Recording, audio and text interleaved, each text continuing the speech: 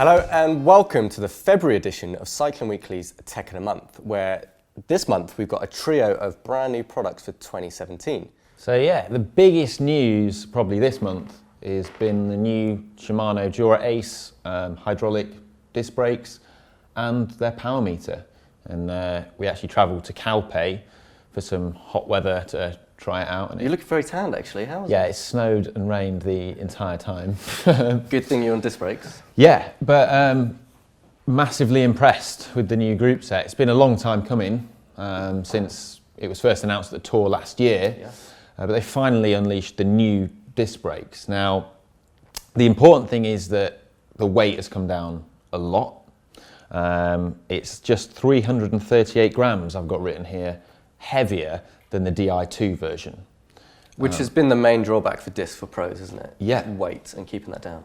Yeah, so now you can, that's a big help in getting the bike lighter. So what about the discs? So I've seen a few pictures of yours, and the disc looks, fairly futuristic. Are they solid, one-piece disc brake? Yeah, so there's a few interesting things about the disc brakes. So the new rotors are 140 millimeters on the test bike I rode. They do 160s as well, but Shimano were adamant that you only need 140s. Really? And the reason for this is because the heat dissipation is so good on their new rotors.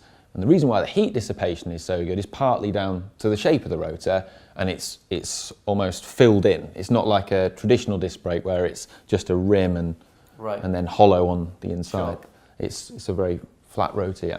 I know I'm a big fan of disc brakes. I think they're really useful, but so much of it, and people don't often realise this with discs, is it comes down to the lever just as much as the caliper itself. Yeah. So like reach and adjustment of levers, and I've seen the pictures of your Dura Ace hydraulics, and the levers look shorter than they have been before. Because I got baby hands, so like a big lever is not ideal for me. Well, in the past, the hydraulic Shimano levers were a completely different shape ergonomically to the non-hydro ones, and Shimano told me that the pros didn't like this because they get used to their equipment and they want it to be the same. So they worked hard to create a lever shape which is almost identical to the non-hydraulic one, and it is. It's remarkable. It looks exactly the same. It feels exactly the same in your hand.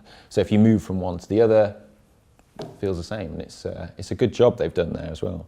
But the other thing that they had as well was the power meter. The exciting thing there is that it's likely to be offered as an upgrade at the point of purchase when you buy a bike.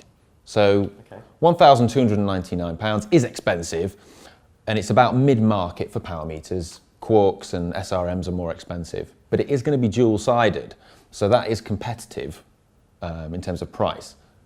But what makes it more competitive is that it could be offered as an upgrade at the point of purchase. So if you're buying a bike with a Shimano Dura Ace chain set, in the bike shop, they can potentially offer you the power meter for, I don't know, 800, 700 pounds. But the key thing for me is reliability. A lot of power meters struggle with reliability.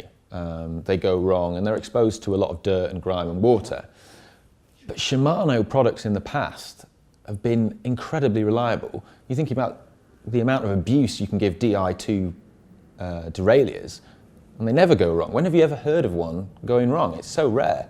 I'm going to move on now to a set of shoes. And so I have the Giro Factor Tech Laces, which are a new set of shoes for 2017. They follow a similar principle to the favoured Giro Empire SLXs, which we've tested and we've loved. They're getting a bit tatty now, so it's good that they've brought out an updated shoe. So this combines the ease of use of a Boa dial. So closure, getting your foot in and out is simple, with Velcro and laces. So they've amalgamated all the technology in shoes. Do you feel like you need all that technology on one shoe? So what the Empires had for them were they're very comfortable. They're quite retro in style. And it's continued in this really.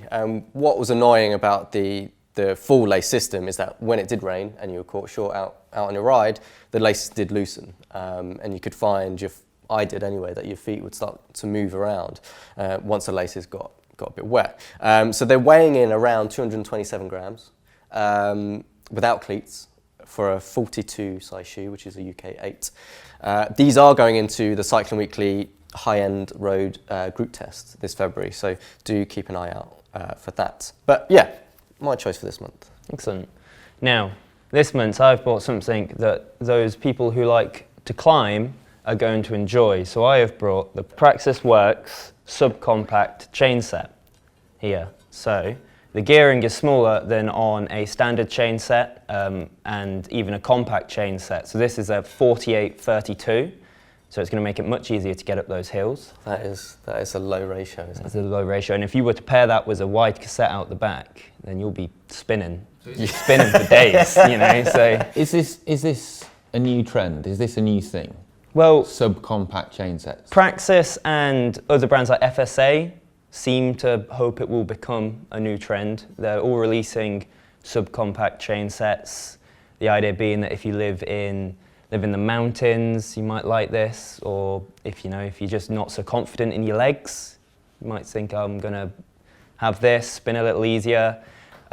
Also means that you don't have to have a ridiculously wide cassette on the back, so you can keep that rear looking a little Which bit I personally prettier. find it an issue. I hate it when you go out on those rides and you never can find the right ratio at the back. It's just like you want one tooth bigger or one tooth smaller, and it's always Exactly. between. So I think what Praxis are hoping here is that this eliminates that as a problem, really. Also, if you are, if you're a cycle tourer, if you like to go riding long rides laden with bags and your cooker and your panniers, then this might be for you. Just takes it off your legs a little bit more, helps you get that extra weight up the hills.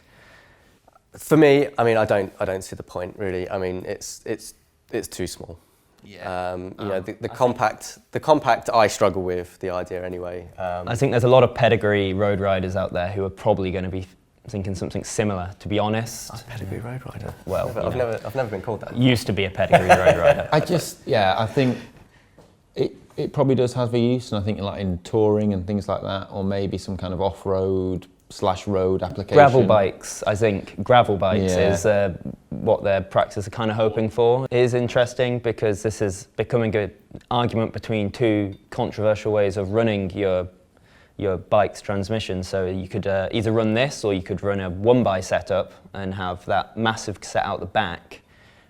So it kind of eliminates that. So if you really wanted to annoy Oliver here, you can run either of those, and that will really grind his gears. Oh, I like it. What would really annoy Oliver though is someone overtook you on that, especially at Hard Not Pass or something like that. So that leaves us with our bike of the month, which is a Viglia Cento. That's terrible Italian, but Viglia Cento 10. Which is behind us. And so this has been a bike that Paul Norman has been testing, and he isn't here with us today. So it's left to me to try and explain, why it is our bike of the month. Dedicated aero bike for Viglia. But interestingly enough, the Cento 10 comes from a celebration of their 110 years of actually making bikes. Our test bike comes out at a penny under £5,000. So a fully dedicated aero with Mavic carbon cosmic wheels with a full Ultegra group set seems like a fair chunk of money to me. This just seemed quite expensive, because if if you were to buy an equivalent spec Canyon, you'd be looking at about $3,000. So where's the $2,000 going? Well, the wheels do retail at about £1,000. It has got its own dedicated aero handlebar and stem. A customised Ritchie seat post.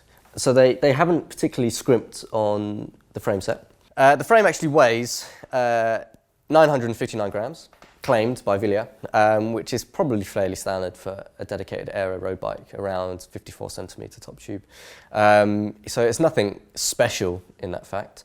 It's got a funny little box down tube.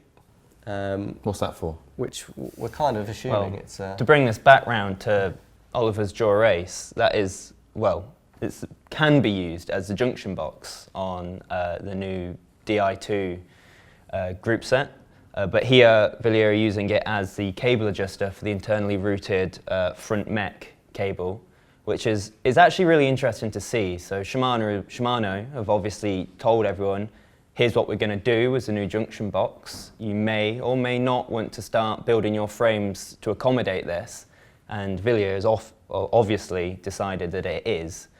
Well, like the new F10, Pinarello F10 has Yeah, got the absolutely. junction box now. Trek Madone as well also has. So it's obviously big, like the ball's rolling there on bike companies starting to spec that off the back of what Shimano have said. So that is interesting. But again, for £5,000, it's hard to justify with so many other competitors out there. Yeah, I think it basically boils down to the fact you're paying for Italian heritage and sort of style, really, because there are far better value options out there. So it's if you're paying for the prepared to- name. Yeah. Paying for the name. But saying that, I do like it. And I'm happy with Paul's choice for Bike of the Month. Yeah, it's a cool bike. Very, very cool bike indeed. You're not going to feel embarrassed propping that up against the cafe wall, are you? No. Apart from the dirtiness Paul has left it in. So make sure you clean the bike next time, Paul. I think that concludes for this month. Tune in next month for some new products. Maybe cut that bit at the end, just like tune in next month. We'll be here next month. See you later. Let's go to the pub.